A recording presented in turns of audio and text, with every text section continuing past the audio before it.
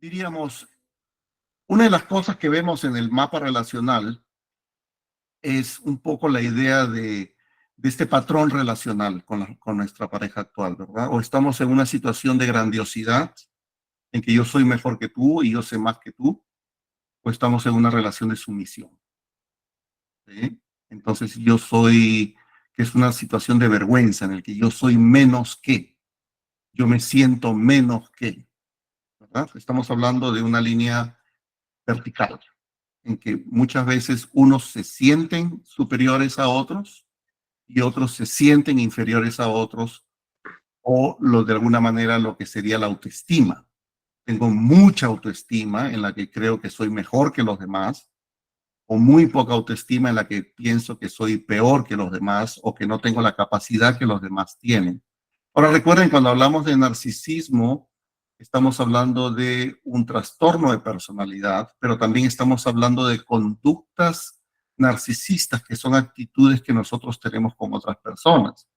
Si en algún momento ustedes han sido discriminados o han discriminado a otros por el color de la piel, o porque tú tienes un mejor carro que, o tú tienes un mejor apellido que otro, o tú tienes una mejor casa que otro, o tú tienes estudios universitarios más altos que otro, y en algún momento te has comparado de alguna manera con otra persona y has denigrado a esa persona o has discriminado a esa persona o has insultado a esa persona porque tú te crees superior, eso es una conducta narcisista. Pero no significa necesariamente que tengas la patología o el trastorno de personalidad narcisista. Es completamente diferente y no hay que mezclar una cosa con otra, por si acaso. Yo puedo tener una actitud narcisista porque me creo que soy mejor y no respeto a los demás, y porque como tengo yo o un doctorado, tengo esto, tengo más plata o qué sé yo, siento que los demás están por debajo de mí. ¿Ah? Entonces, ese es patrón relacional que tiene que ver con lo que es grandiosidad y sumisión. Y dependencia y evitación, todo esto tiene que ver con las historias de trauma, las historias de apego de las personas. Muchas veces somos extremadamente dependientes de algunas relaciones de pareja por la relación con los demás, que nos da miedo que nos dejen, que no sabemos qué hacer con nuestra soledad. Y nos quedamos en relaciones abusivas en las que nos maltratan, nos insultan, nos tratan mal, y comienzo a generar una actitud de no importa qué, yo no voy a permitir que tú te vayas, no voy a dejar que me dejes, le tengo miedo a la soledad, no sé qué va a hacer de mi vida sin ti, no puedo vivir sin ti, que es alguna de las expresiones que quizás ustedes han escuchado, que tiene que ver con esta, digamos, dependencia excesiva que genera una persona en los límites que pone en sus relaciones con otros. O a veces somos evitadores. Nos han maltratado tanto en la vida desde niños que uno comienza a decir, a mí nadie más se mete conmigo, nadie más me va a insultar, nadie más me va a maltratar, y de tal manera de que siempre ando con una coraza y ando con una protección para que nadie me lastime. ¿Sí? Entonces, en el patrón relacional, en este tipo de terapia, lo interesante es ver cómo está la relación establecida en términos de grandiosidad, sumisión, y en términos de dependencia, evitación. Evidentemente, el punto intermedio es el punto saludable de toda relación de pareja saludable. Ni muy dependiente, ni muy evitativo. Corro el riesgo de abrir mi corazón, de estar en una posición vulnerable, de compartir contigo, de aprender contigo, de contarte mis cosas, y una situación de grandiosidad, sumisión, en la que yo no soy mejor que tú ni peor que tú, que los dos estamos en la misma igualdad de condiciones y que los dos nos respetamos por igual. De acuerdo a Terry Real, ese punto intermedio hace que de alguna manera nosotros tengamos esa salubridad, es usar lo que él llama el adulto sabio, el adulto saludable, ¿verdad? Porque él habla de la psique humana, él habla del niño interior. El niño interior, o la psique humana, para él tiene tres partes, ¿verdad? Una de esas partes es la que él conoce como el niño herido, que son las experiencias que hemos tenido en los 4 o 5 primeros años de vida.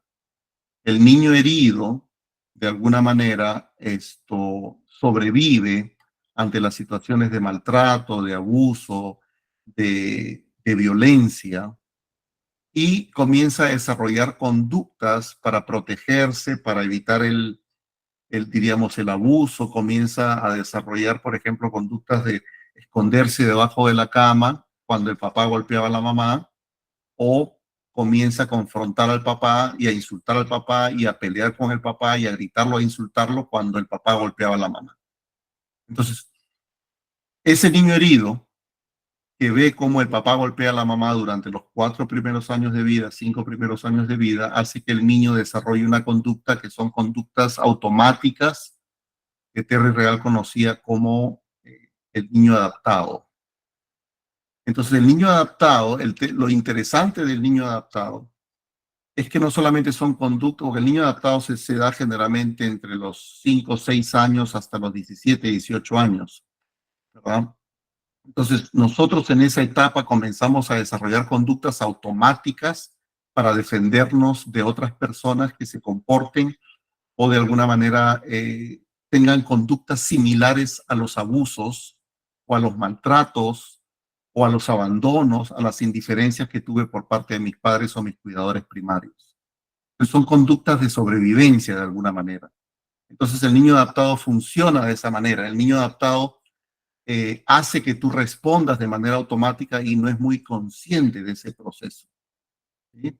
Entonces el niño adaptado se comporta pero de esta manera de sobrevivencia, pero lo curioso es que lo seguimos haciendo a los 30, 40, 50, 60, 70 años, porque siguen siendo conductas automáticas de respuesta. Entonces, de repente yo aprendí a gritar, aprendí a insultar, porque esa era la manera de sobrevivir frente a un padre abusador.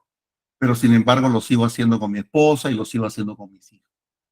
No me doy cuenta del daño, del maltrato, en que parte de mí se convirtió como mi papá, abusador también. Y el proceso de la terapia relacional, de vida relacional, es hacer que nosotros lleguemos a ese adulto sabio, a ese adulto maduro que de alguna manera puede tomar buenas decisiones, que de alguna manera puede entender que hay algo que no está funcionando bien en tu vida y que tiene la capacidad de aprender. Entonces, la persona sumisa que vive con un narcisista y no lo puede dejar, tiene que aprender que ese es un patrón relacional que aprendió desde su niño herido, 4 o 5 años, y que su niño adaptado hizo que dependiera excesivamente de otras personas, no importa qué, y no dejar a otras personas, no importa qué. ¿Verdad? Ese es el niño adaptado que actúa en esta señora de 35 años que no puede dejar a este hombre narcisista. Y muchas veces estos narcisistas que también han sufrido trauma, que también han sufrido experiencias de dolor, actúan de una manera manipuladora o todas las características que ustedes conocen del narcisismo, que son conductas que aprendió de alguna manera para defenderse de otros abusadores o de otros maltratadores. Cuando ustedes conversen diríamos, sobre por eso es que en el punto 2 vemos acá las historias de apego y la historia de trauma, ¿verdad? Porque en esta terapia se trabaja el trauma dentro de la sesión, no, como bien dijo Marta en su presentación al inicio, tradicionalmente lo que hacíamos nosotros los terapeutas, veíamos un historial de trauma y referíamos o derivábamos a la persona que había experimentado el trauma con un especialista de trauma, ¿verdad? Pero mucho de lo que se hace en esta terapia relacional es trabajar el trauma dentro de la sesión. ¿Verdad? Y el jueves pasado tuve una sesión de formación con el grupo que tenemos de formación ahora y les enseñé un video también en YouTube, porque en YouTube tengo varios videos de intervenciones que ustedes pueden ver gratuitamente, ¿verdad? Y claro, y todas estas habilidades de cómo relacionarse mejor y cómo tener una relación mucho más saludable son cosas que uno puede aprender.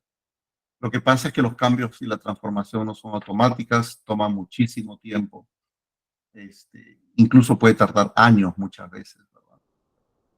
Entonces, claro, uno se une a través de la verdad, uno confronta amorosamente. La confrontación amorosa es muy interesante, ¿verdad? Uno puede decir, Carlos, tengo una mala noticia para ti, ¿no? Pues te has convertido en una persona abusadora, maltratadora. ¿Qué sientes cuando escuchas esa palabra? ¿Cómo lo sientes? ¿Verdad? ¿A qué te suena eso? Y lo conecto con la historia de su papá, cómo veía que el papá también maltrataba a la mamá. Por ejemplo, en un caso de un narcisista, ¿verdad? Porque yo tengo que unirme de alguna manera. No es que, otra vez, no es que uno lo baja, porque si tú confrontas directamente al narcisista sin entender estas técnicas, pues el narcisista simplemente se va a ir y va a desaparecer y no va a regresar más. Pues tiene que haber esa confrontación amorosa, ¿no? Y al mismo tiempo levantas, diríamos, la otra parte del narcisista, porque es importante trabajar sobre la motivación que tiene el narcisista para quedarse en una relación. Siempre hay una motivación para quedarse en una relación.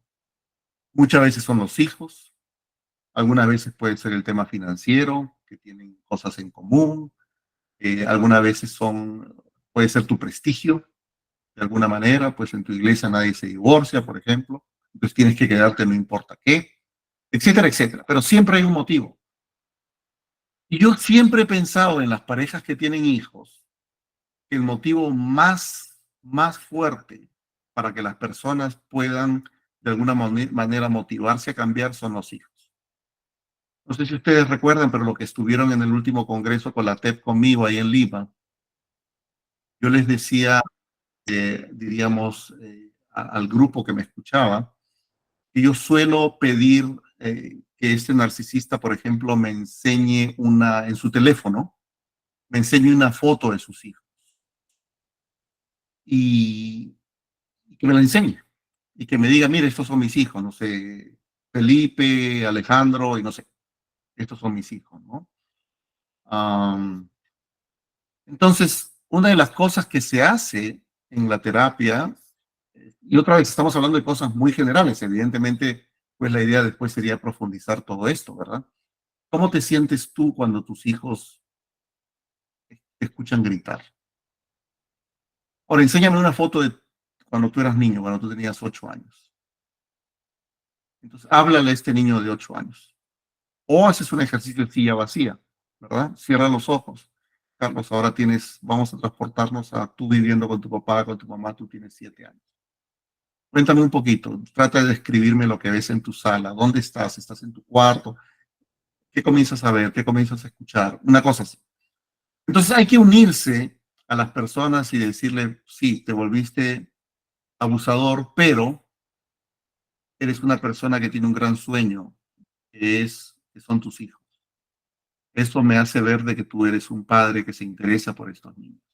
Entonces, muchas veces con estos narcisistas lo que hay que hacer es agarrar una motivación para que ellos vean esa necesidad de cambio. Y lo que hay que hacer siempre, como les decía hace un momento, era movernos a la familia de origen. ¿Dónde aprendimos esto? ¿Cómo nos formamos?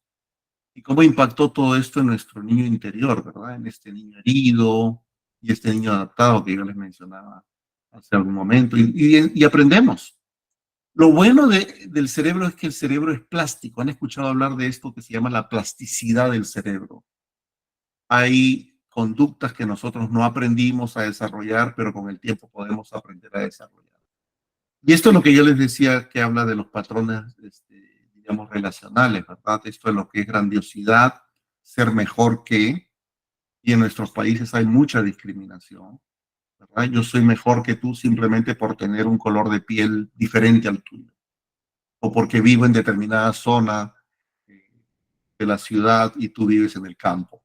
O sea, discriminamos de esa manera, ¿verdad?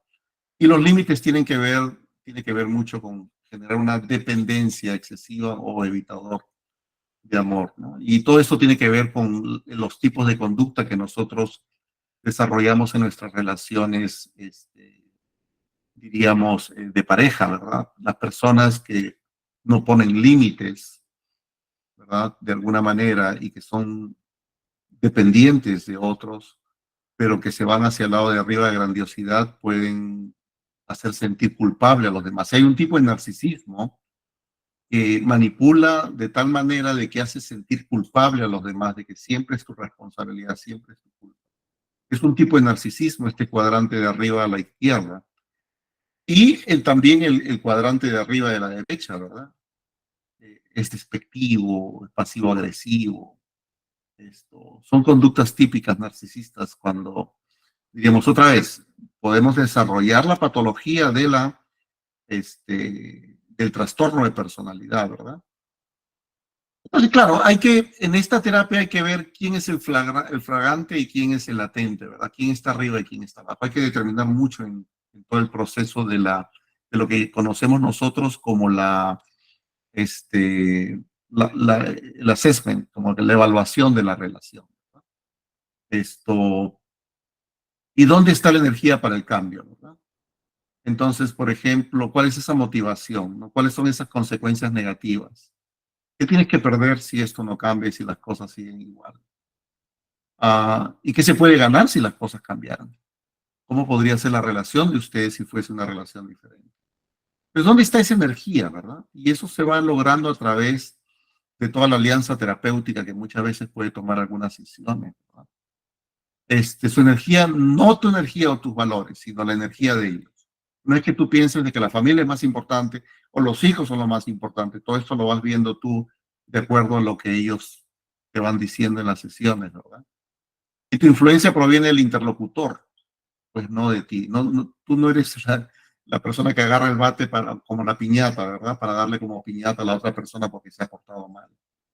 Esa no es la idea. Y el latente es la persona que se queda muchas veces en relaciones abusivas con narcisistas, ¿verdad? Pero tiene miedo, y es un miedo, pues, de alguna manera real, a perder su matrimonio o a perder la estabilidad financiera que tenía. Por ejemplo, si ella no trabaja y trabaja solamente él, claro, o sea, ¿quién va a pagar la casa? ¿Con quién me voy a quedar? Etcétera, etcétera. ¿No? Pero si el latente o la persona maltratada, abusada, no está dispuesta a arriesgar nada, pues las cosas no van a cambiar.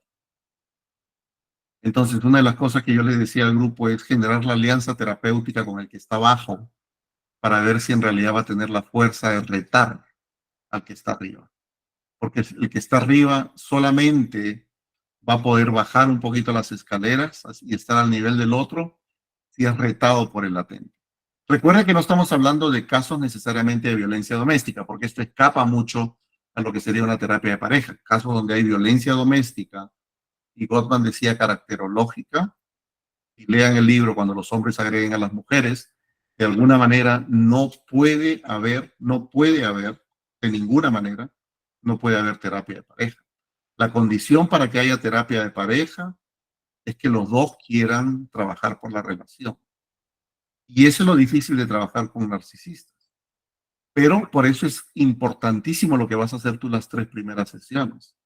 La sesión individual con ella, por ejemplo, tú tienes que reconocer el miedo que tiene y tienes que ver si está dispuesta a arriesgar y tomar acción.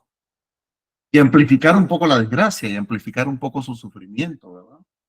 Si tú no pones límites, si las cosas no cambian y tú no cambias, pues esto es lo que va a pasar por los próximos años. Esa es la parte un poquito complicada, ¿verdad? Hay que pasar a la acción, ¿verdad? Esto, pues, y la otra opción es poner fin al matrimonio. Ver si la persona que está, diríamos, abajo, estaría dispuesta a poner todo esto en riesgo, ¿no? De que, pues, en realidad lo dejarías.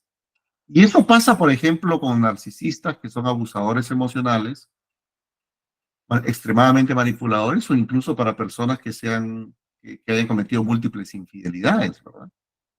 Entonces, esto es importante, diríamos, que ver todos los sistemas que pueden aprovechar estas personas como para ver si hay recursos, si hay formas donde se pueden ir, donde pueden agarrarse, diríamos, como una base sólida para arriesgarse, a arriesgar todo, ¿no? Porque otra vez el miedo nos paraliza muchas veces. Y claro, por ejemplo, algunos límites que se pueden poner es no tengas más sexo con ella, múdate de la habitación, deja de actuar como si nada pasara, pues sepárate, ándate de la casa, habla con familia, con algún soporte emocional, si de alguna manera lo hay, pues abandonar el matrimonio. Por último, pues los divorcios existen, ¿verdad? Y pues de alguna manera todas estas cosas, amplificar la miseria, ¿qué significaría para tus hijos quedarse en una relación en la que te sigan maltratando, te sigan insultando, la toxicidad para tus hijos, ¿verdad? Esto, y que se hagan responsables de su inacción, porque el no hacer nada tiene consecuencias. Tiene riesgos, sí, pero tiene consecuencias también. Y el problema es que los niños y ella van a seguir sufriendo por mucho tiempo, ¿verdad? El problema de los narcisistas y los que están en estado de grandiosidad es que pues no tienen una capacidad de ver el dolor de otros. No pueden ver el impacto de su comportamiento y de sus palabras y su manipulación en otros. No tienen empatía para nada, ¿verdad? Entonces, nosotros los terapeutas es ahí donde tenemos que intervenir, ¿sí? Y básicamente ese es el trabajo que nosotros hacemos, ¿verdad? Y hay que formar una alianza con la parte funcional de nuestros clientes, una coalición en contra de su grandiosidad. Pero, pues, yo les puedo pasar un video de una sesión que tengo ahí en YouTube de cómo hago esto para que ustedes puedan tener un poquito más de luces, ¿verdad? Por ejemplo, la distinción entre el yo del cliente y la grandiosidad, ¿verdad? Eres una persona decente que se ha comportado de forma indecente. Y eso es algo que se les dice directamente, ¿no? ¿Sí? Y entramos a la familia de origen, etcétera, etcétera, ¿verdad? Entonces, todas estas cosas de alguna manera tienen que ver con este buen contrato terapéutico que es importante hacer. ¿Sí? Yo en el grupo de WhatsApp compartí unos contratos terapéuticos que yo uso con mis clientes. Pues si alguien no lo recibió, nos puede escribir en el grupo y se lo vuelvo a mandar. Son contratos que ustedes pueden de alguna manera usar con sus clientes, pero no solamente hablamos de un contrato que tiene que estar firmado, escrito, sino que la idea es, yo te puedo ayudar, yo te puedo sacar de la miseria, ¿verdad? Pero tienen que trabajar conmigo y tienen que hacer lo que yo les diga. Si están dispuestos a ustedes cambiar y a ser un poco disciplinados en este proceso, las cosas van a poder cambiar, ¿sí? Un contrato de 3 meses para ver cómo es que van evolucionando y cómo se van sintiendo.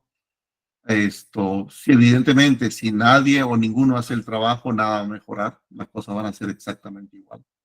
Si ambos hacen el trabajo, la relación mejora y se comprometen más.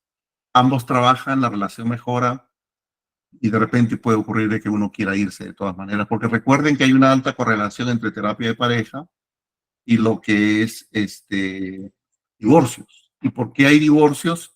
Porque de alguna manera llegan demasiado tarde. ¿Sí? Muy bien. Bueno, ustedes saben, narcisismo tiene que ver con esto de Narciso, ¿verdad? Y la ninfa Eco, ahí en la mitología griega, ¿verdad? Entonces, esta es la historia de alguna manera de Narciso, que él, pues, de alguna manera al sentirse rechazado, se vio en una fuente de agua y se enamoró de sí mismo. Básicamente, esa es la idea, ¿verdad? Porque la diosa Némesis hizo que él, pues, lo castigara por haber rechazado a la ninfa y de alguna manera pues se terminó enamorando de sí, pero como diríamos en una contemplación absorta, dice, incapaz de separarse de su imagen, acabó arrojándose a las aguas. ¿Sí? Entonces, y crece esta famosa flor que hizo honor a su nombre y memoria del Narciso, ¿verdad? Entonces, eso es algo que hemos de alguna manera escuchado todo el tiempo. Hay un narcisismo que es normal y eso es algo que puede sonar como que, espérate, como que hay un narcisismo normal. Creo que tiene que ver mucho, otra vez, con el respeto de los demás. Porque Terry Real tiene una frase muy bonita que dice, las parejas les va a ir bien y van a tener éxito cuando yo como esposo comience a pensar en qué tengo que hacer yo, Alejandro, para que mi esposa sea feliz. ¿Qué puedo hacer yo y qué puedo cambiar y cómo puedo hacer para que mi esposa sea feliz? Si mi esposa piensa lo mismo, ¿qué puedo hacer yo para que Alejandro, mi esposo, sea feliz? Los dos vamos a buscar para tener una relación saludable. Entonces, estamos hablando de autorrespeto, autocuidado, una autoestima moderada, otra vez ni muy alta ni muy baja, una ambición personal, de alguna manera de querer estudiar más, sacar más títulos, etcétera, etcétera, sin barrer con las otras personas, siempre y cuando respetemos a las otras personas. Esto es un tipo de narcisismo normal, esperanza y optimismo, ¿verdad? Pero sí hay un narcisismo patológico que tiene que ver mucho con la autoadmiración, demasiada autoadmiración, muy poca admiración para los demás, mucho amor propio y poco para los demás. ¿Sí? Y bueno, el DSM-5, que es el manual de desorden psiquiátrico, pues habla de cuáles son esas condiciones o características que tiene que tener una persona para que encaje dentro de lo que es el desorden de personalidad narcisista. Recuerden que no estamos hablando necesariamente del desorden psiquiátrico, estamos hablando simplemente de una postura.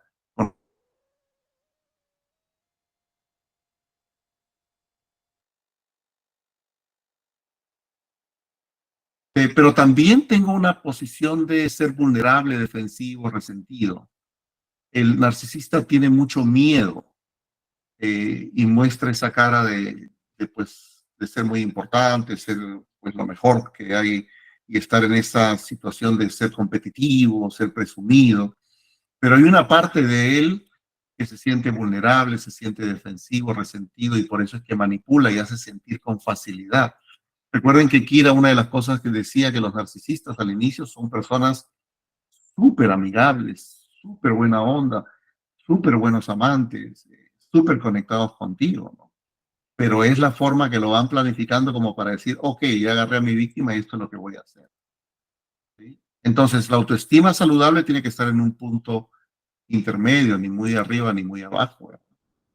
Entonces, individuos con alto nivel de narcisismo tienen tendencia a tener conductas agresivas y violentas, especialmente al ser provocados. Por eso es que en terapia de pareja trabajamos mucho el tema de narcisismo y lo que es el abuso, más el abuso emocional y el abuso verbal, ¿no? Entonces, en grandiosidad, el narcisismo es seguros de sí mismo, agresivos, exhibicionistas, irrespetuosos, autocomplacientes. Hacen las cosas para que ellos se sientan bien, independientemente de cómo se siente el otro. Pero también está esta cara vulnerable que yo les decía, ¿verdad? Es hipersensible, es defensivo, exhibicionista, ansioso, arrogante, presumido. Y estos narcisistas grandiosos, pues son arrogantes, dominantes, extrovertidos. Suelen tener una mucha autoestima, ser audaces, asertivos, se sienten felices con sus vidas, ¿no? Y los grandiosos, de alguna manera, pues son socialmente competentes, dominantes, encantadores, saben perseguir y alcanzar sus objetivos. Una de las cosas que hablaba Kira Leoni en el video que yo les mostré de YouTube era que pues estas personas son socialmente funcionables. No estamos hablando de narcisistas psicópatas, ¿verdad? Esto, que son los que van, matan gente, ¿no? Sino son personas que interactúan socialmente con nosotros de una manera, pues, como si fuesen cualquier persona. Y es más, muchas veces son agradables a muchas personas que cuando tú dices, oye, pero hay abuso en esta relación de pareja, y que incluso compran al terapeuta de alguna manera porque son sumamente agradables y compran al terapeuta y uno dice, pues no, es imposible que esta persona sea así. Entonces, todas estas cosas tienen que ver con estos narcisistas vulnerables, ¿verdad? Son más inseguros, son ansiosos, pueden tener baja autoestima, son muy, muy sensibles, ¿verdad? Son depresivos. Y estos narcisistas vulnerables son menos hábiles socialmente, son más tímidos, no participan mucho. Ahora, en investigaciones que han hecho sobre narcisismo, descubrieron así que tanto los narcisistas grandiosos como los vulnerables deseaban un estatus social. Pero mientras que los primeros, es decir, los grandiosos, tenían un éxito alcanzándolo, los vulnerables sentían que no obtenían el estatus que merecían. Los grandiosos, además, no sentían haber logrado la inclusión social, pero tampoco la deseaban.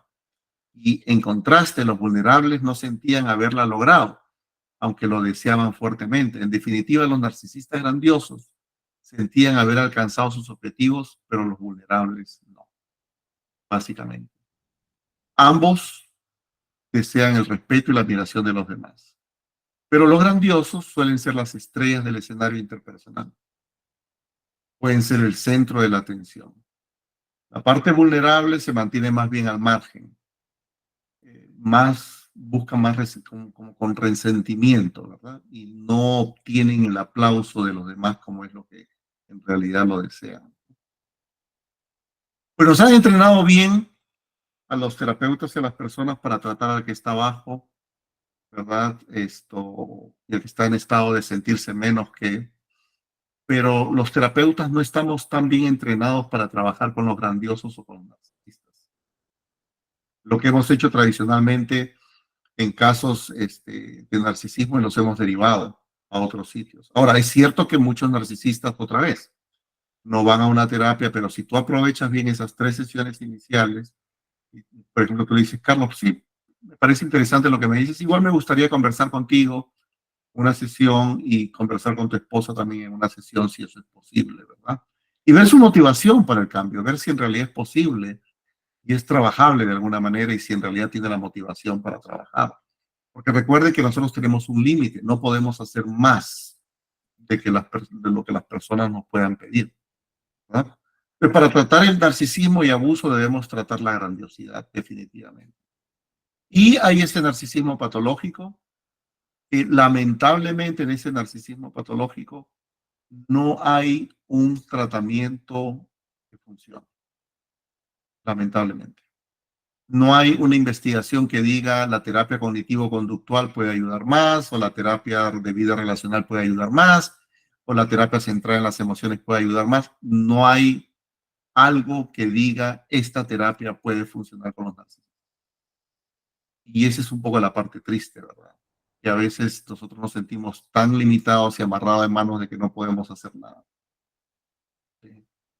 Y claro, pues, um, pues digamos, en un caso extremo, cuando están en su posición y no quieren bajarse, pues son personas que pueden generar mucho, mucho estrés. Incluso llegan a divorciarse, ¿no? Pero los beneficios tienen que ver mucho con el cambio, ¿verdad? Terminar con el abuso emocional y que la pareja permanezca junta. ¿Cuáles son los beneficios de que permanezca junta con sus parejas, con su esposa, con sus hijos? Y empoderamos al miembro de la pareja abusado, pues, digamos, con ambos presentes. Recuerden que no es el tema de derivar a la persona abusada y maltratada, ¿verdad? ¿Qué se siente vivir con los gritos, con el maltrato que te estén mandando, ¿no? Amplificar su miseria, discutir qué tan malo es vivir así, cómo te sientes con todo esto. Que las palabras un poquito resuelven, ¿no? Hay que reflejar, validar, empatizar. Y pues el narcisista va a tratar de manipular también la conversación. Por eso es que me gustaría que vean el video en el que yo intervengo. Los que están en la formación del jueves ya vieron parte de ese video. Me gustaría que lo puedan ver. Yo se los voy a pasar por el grupo para que lo vean cuando ustedes puedan y después ustedes me pueden hacer las preguntas que quieran, pero no permitan que el narcisista interrumpa porque va de alguna manera a tratar de manipularte, intervenir y decirte, no, mira, pero mi esposa hace esto, mi esposo no, de ninguna manera. O sea, tú cortas, intervienes, paras, usas mucho los silencios. Y cuando les pase esta sesión que yo tuve con una pareja, pues ustedes van a poder ver cómo es que lo hago yo para ver cuál es el estilo de ustedes, de cómo ustedes se sienten cómodos trabajando con este tipo de conflictos, ¿verdad? Hacer una validación cerrada, por ejemplo, si Carlos te interrumpe, pero es que Alejandro, yo quiero contarte algo que mi esposa hace. Entonces tú les puedes decir, sí, Carlos, me parece muy importante que tú quieras comentarme algo en este momento, pero permíteme escuchar a tu esposa, quiero escuchar primero a tu esposa y después te voy a escuchar a ti, ¿verdad? Esa es una de las mejores técnicas de callar y de tener el arrebato, cuando uno de estos se entromete muchísimo, ¿verdad? En un momento vas a escucharlos, en un momento vas a escucharlo. La emoción es buena, llorar es bueno, la intensidad es buena, hacer una pausa para sacar la emoción, escarbar la emoción y no apresurarse, ¿verdad? ¿Cuánto afecta tu relación, tu felicidad, el que sigan juntos Y si no hay cambios, ¿cómo te sentirías? ¿Qué harías? ¿Qué dirías para manifestar tu desacuerdo? Nada cambiaría si nada cambia y unirse a través de la verdad. Eso es básicamente algunas cosas, pues el tema es muy complejo, ¿verdad?